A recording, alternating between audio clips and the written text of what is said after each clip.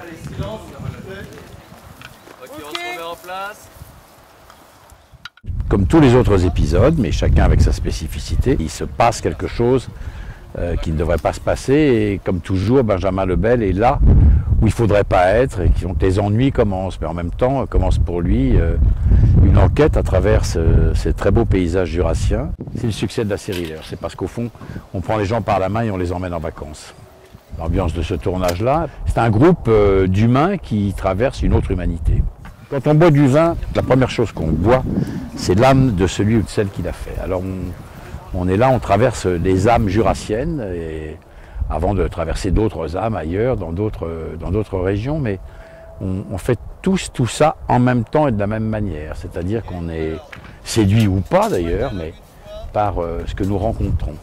Et nous faisons cette exploration ensemble. Voilà, c'est ce qui nous unit.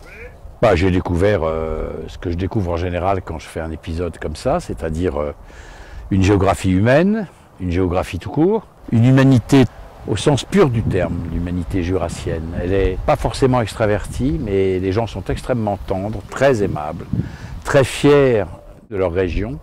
Ils communiquent ça extrêmement bien. Et il y a une sorte de fraternité immédiate avec celui qui vient d'ailleurs. Et ça, par les temps qui courent, c'est assez rare. Et puis qu'est-ce que j'ai découvert? Les vins du Jura, que je ne connaissais pas bien finalement.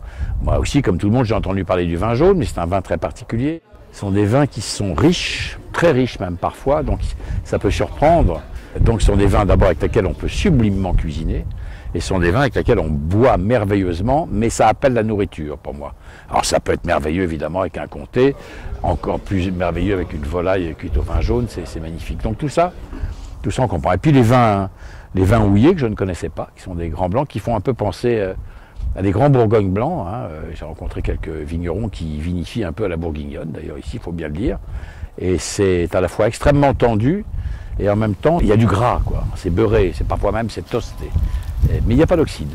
Alors c'est très étonnant, c'est peut-être même plus étonnant encore que la Bourgogne, puisque souvent la Bourgogne, soit il y a de la tension, soit il y a du beurré.